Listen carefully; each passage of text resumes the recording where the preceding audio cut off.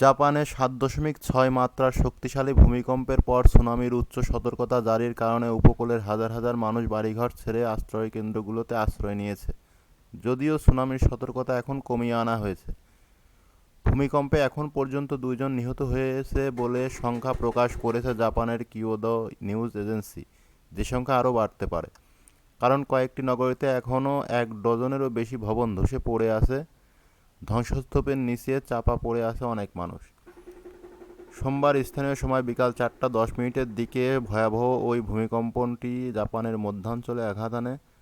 তারপর আরও প্রায় ৬০ বার পরাঘাত অনুভূত হয়েছে, যেগুলোর মাত্রা ছিল ৩ থেকে ৬.১।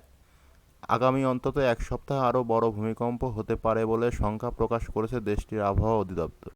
ভূমিকম্পে ক্ষয়ক্ষতির চিত্র এখনও পরিষ্কার না। ভূমিকম্পের কেন্দ্রের কাছে সড়কগুলো বড় বড় ফাটল দেখা দেয়, কয়েকটি মহাসড়কে যান চলাচল বন্ধ করে দেওয়া হয়েছে। ৩৬,০০০-এর বেশি বাড়িঘর বিদ্যুৎ বিচ্ছিন্ন হয়ে পড়েছে বলে জানিয়েছে।